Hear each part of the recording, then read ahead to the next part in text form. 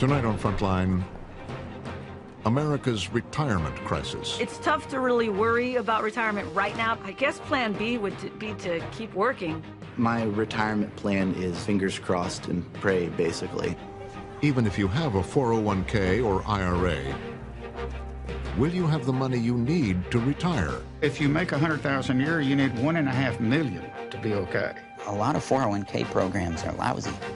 You put up 100% of the capital, you take 100% of the risk, and you get 30% of the return.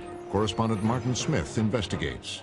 Make it simple. That's a question that can only be answered on what your risk appetite is. If you don't want making it simple.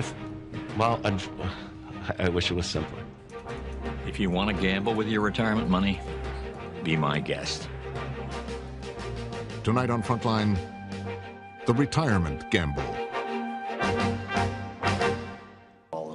The 401k is one of the only products that Americans buy that they don't know the price of it. It's also one of the products that Americans buy that they don't even know its quality. It's one of the products that Americans buy that they don't know its danger. And it's because the industry, the mutual fund industry, have been able to protect themselves against regulation that would expose the danger and price of their products. The effects of the current economic crisis have touched everyone. Even if you still have a good job and a paid-up mortgage, chances are your monthly 401k statement will remind you that you've lost a good chunk of your savings. Trillions of dollars have evaporated from those accounts that have become the prime source of retirement funds for a majority of American workers, affecting their psyche and their future. If you're still young enough, there's time to rebuild and recover. But if you're in your 50s or 60s or beyond, the consequences can be dire. And it's drawing attention to the shortcomings of a retirement system that's jeopardized the financial security of tens of millions of people. The fact is that the typical 401k investor is a financial novice. They don't know a stock from a bond. And we give them a list of 20 or 30 mutual funds with really, really powerful names. You know, they sound like, gee, that's where I want to have my money. What are generally the quality of the mutual funds and 401k plans? Mediocre.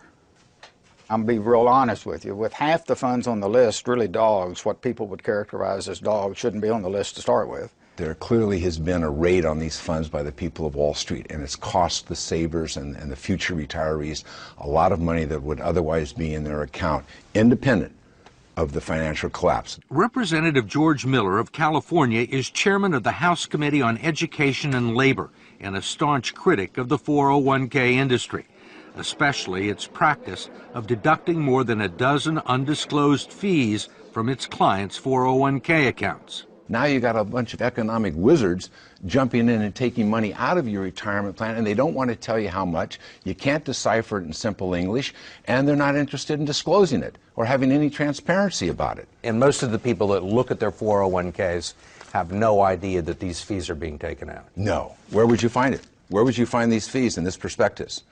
You can look on any page you want, and when you're all done reading it, and you will find some of the fees and the commissions here, but you won't find them all, and I bet you won't find half of them. There are legal fees, trustee fees, transactional fees, stewardship fees, bookkeeping fees, finder's fees, and the list goes on and on. Miller's committee has heard testimony that they can eat up half the income in some 401k plans over a 30-year span, but he has not been able to stop it. We tried to just put in some disclosure and transparency in these fees, and we felt the full fury of that financial lobbying. David Ray, a lobbyist for the 401k industry, says he favors disclosing the fees, but his partners in the financial industry don't. You think most people know these fees exist? I think they know that there are fees. They don't know exactly how large they are. Why do you think the financial services industry is opposed to fee transparency? I don't know that they're opposed to it. I think the issue is... You don't think they're opposed to it? Well, they want to keep... You're a lobbyist in Washington, right? You know they're opposed to it. George Miller hasn't been able to get a bill to the floor.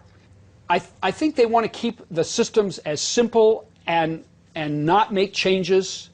They like the way things are, and whenever you push people out of their comfort zones, you know, it's an issue. I mean, they're comfortable with the situation because they're making a ton of money, or they have made a ton of money. With us now to unveil this week's new issue of Time magazine, Time's managing editor, Richard Stengel. Rick, what are we looking at this week? Well, we're looking at a subject that is bothering millions and millions of Americans, 70 million Americans to be exact. It is the problem of 401ks and why we need to retire the 401k and why it's not working for millions of Americans. Yeah. So what do we do instead? Well, what we propose instead is a insurance pension plan, where instead of paying that money into a 401k, you pay it into an insurance plan that guarantees you a pension. And that seems fair. I mean, the problem with the people who have lost all their money in their 401ks is 401k, isn't it supposed to be what you have when you retire? Why would you put money, 6% of your salary, into something that is a risk? Well, it's a risk, and then it's also something where you deplete it. I mean, it's basically a bunch of cash that you have when you retire, and you're supposed to take out 4 or 5% a year. I mean, and everyone depends on how you. It's the smart thing to do.